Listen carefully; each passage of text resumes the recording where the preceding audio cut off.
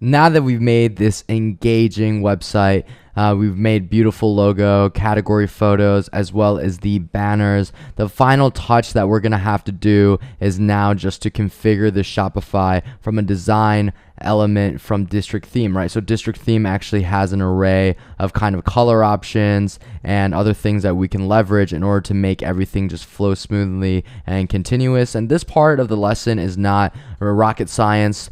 So feel free to skip it if you already know how to do this, but you can see here that all of the edits that happen on District Theme can be done in real time. And what we're going to do is just play around with this and see it in real time and see how it works. So I've gone ahead and changed the site header to black, and black is just like a very, very clean color scheme. Let's go down now, and we can also change the text of the products. Right there it is. And keeping everything black is kind of just a simple professional way of doing it, but we can make the accent pretty crazy if we wanted to. Make it red to match the logo if we wanted that to happen. And let's just keep tweaking around and taking a look at a lot of different options.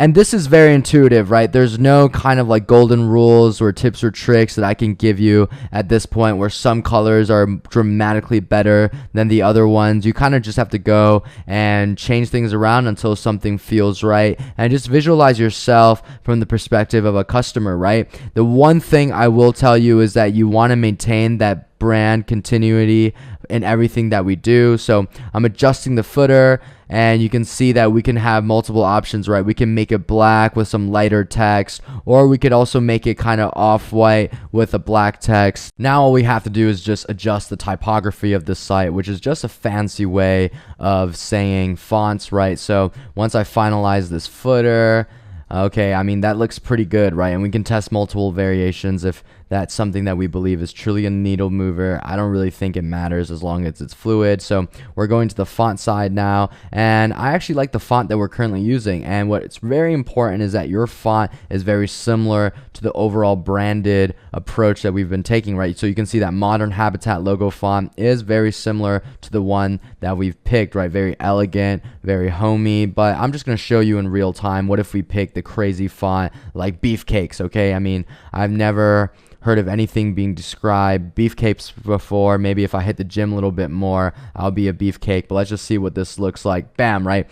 Obviously, this is not the font that we want to use for a site called Modern Habitat that's all about these zen, homey vibes. So I'm going to change it back. I'm not going to hand hold you on how to pick the right font, right? And I would be kidding you or lying to you if I said that you have to go in and spend hours and hours finding the right optimal font that will improve your conversion rate. You kind of just have to make something that really fits the brand and feel we're going with. Now we're going to adjust the favicon, which is going to be that little logo up there, right? You see that little Shopify logo that we're going to be changing. And what we can do is just plug in the logo that we made for the site. And if we want to get very, very professional, what we can do is take that image and actually use that magic wand tool and sort of get rid of all of the white. But again, that's not a big needle mover either. It's nice to do that to make it a little bit more professional, and you should have the skill set by now to do that. Now, the last thing I want to do is going to be to optimize the checkout. Why is this important? Because we don't want customers to get sketched out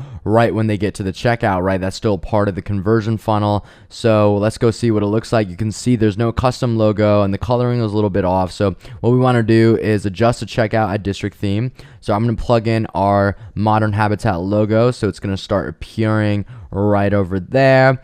And then what I'm going to do is go into the color scheme and just match exactly what we were doing at the overall site level, right? If a customer comes onto this site and they're just about to purchase and just something sketches them out, or something just doesn't feel right, or there's kind of like a color mismatch, that's just very, very unprofessional and not something that big brands are going to. So we're not going to mess around with the checkout being sketchy, and I think looks great now. And the final thing that I want to do after saving this checkout is do a final review of the site. And I think this looks looking great so far, exactly what we wanted from a branded niche dropshipping store. No way the average consumer comes on here and thinks this is a store full of AliExpress products. And honestly, I think we're going to give any competitor out there a run for their money, not just drop shippers, but also big brands. I suspect we're going to be stealing some of their customers as well.